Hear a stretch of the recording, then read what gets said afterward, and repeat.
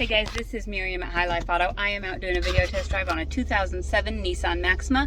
If you've never been on my video test drives before, the way it works is I drive the vehicle on video and I tell you what I see, hear, think, smell, and feel to give you the best indication of being in the driver's seat without actually being in the driver's seat.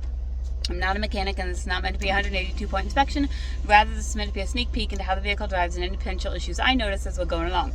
So we'll take a look around the vehicle, we'll take a look under the hood, and then we'll go for a drive. All right. Here it is, a pretty car.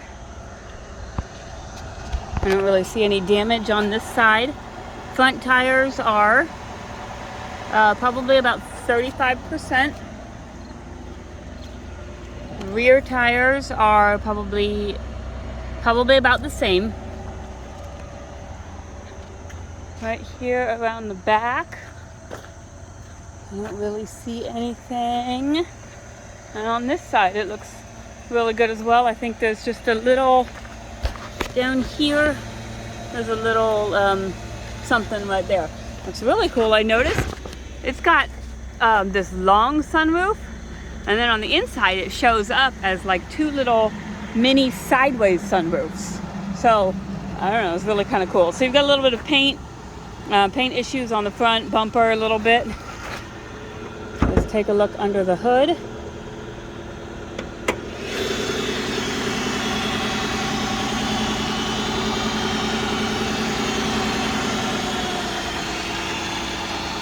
Looks pretty clean. Looks like it's got a decent battery in there. Started right up. Didn't have to jump it or anything. Looks like, again, we've got some paint right here on the mirror. This is one of those ones with the proximity keys. So I've got the key right there in the cup holder. And then you just turn this. I think it also has the option for putting the key in, like if your battery's dead. But we'll, I think. Okay, so this has 154,000 miles on it, check engine light, TCS light, which is traction control, a slip light, and a tire pressure light. I think maybe the driver's side tire is a little bit low, so maybe that's why that's pulling. But it looks like, you see here, looks like the fuel gauge doesn't work, but the distance to empty is 140 miles. So I think that maybe this gauge itself is not working. But the computer is actually reading how much fuel is in the tank. The AC is blowing good and cold. It's ice cold. The radio works. Looks like you're missing a little button here. I don't know what the button is for. What else have we got going on? That might be it. Okay, so check. The driver's side window works. And again, we've got a little button missing here. I don't know. That might be the lock and unlock button. The passenger side window works. Rear passenger side window works. Rear driver's side window works. And here are those sunroofs that I was telling you about. So they're just like, it's just a roof that doesn't open or anything, but they're just sideways, and it's kind of cool. Interior is in really good condition. It's just cloth, but it's been detailed. Looks really nice. I'm gonna put my seatbelt on so it doesn't do any beeping at me while I'm out. And find my seatbelt. Sorry guys, it's all the way under here.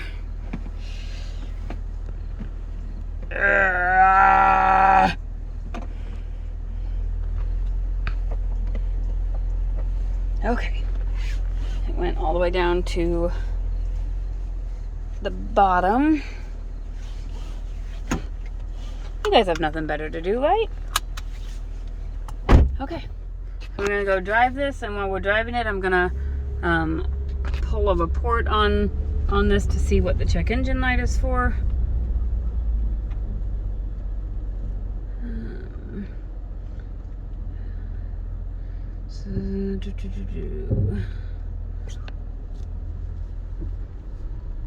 That said this car drove really well. When we bought it from the auction, they did have a disclosure that said structural damage. I don't know what that means. I've not been underneath it, and it's too small for me to get underneath without a lift, so we haven't been underneath it yet. something for you to check out. Structural damage can mean, it was tied down too hard and it, bent something, or it could mean something with the ball joints or the struts or something like that. It's just kind of a blanket statement that the seller can use pretty much to get themselves off the hook is kind of what it is. So welcome to the world of auction buying. So they kind of just, sometimes they make blanket statements to cover their butt, but it's definitely something that you want to check out for yourself. I have not seen the bottom of this car. I do not know what the structural damage means. So it's definitely something that you should check out, and so you know if you are able to fix it. It is driving very well. It's driving smooth. I don't hear any suspension noise. Shifts through all the gears just fine. Going to turn on the cruise. You can see right there I've got my cruise set right about 60 miles an hour. My right turn signal works. My left turn signal works. See, I had my wipers on when I first got started. There's my wipers. I'm going to wait on my horn until I'm away from other people. My brakes are good and solid. Absolutely no grinding, no vibration, no pulling or anything. Excellent brakes.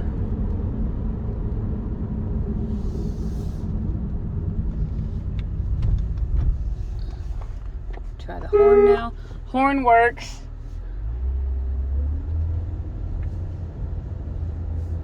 So it seems like it runs and drives really well. Everything seems to work, with the exception of the gas gauge does not seem to move.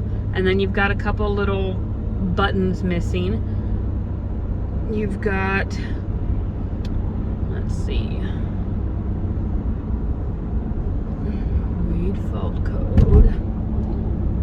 Your ABS code, I have never seen this before, but C1130 engine signal 1. I don't know what that means, but a lot of times when your ABS code is set, it'll also set your traction control and your slip code.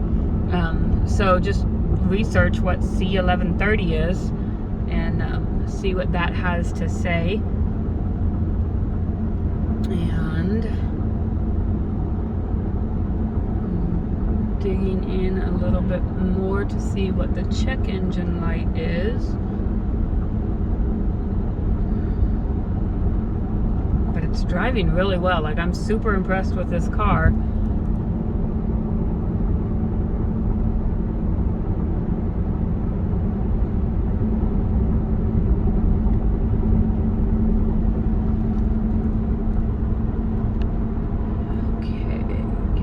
Sometimes when you have these computers, they take a while to get them to do what you want them to do. They're just kind of communicating. Okay, read fault code. Okay, so it says P0340 CMP sense circuit B1. I don't know if that's computer sensor circuit B1. It's kind of what I'm guessing, and then computer sensor circuit B1, that's another one. And then 327 is a knock sensor circuit B1. So whatever that circuit B1 is, it's causing something. So those are things to look into. It's 340, and 327. But otherwise, I mean, it seems to run really well. Everything else seems to work. If you guys have any questions, email me, call me, text me, Facebook me. My cell phone is 309-267-7200, and I will get back to you as soon as I can. Thanks, guys.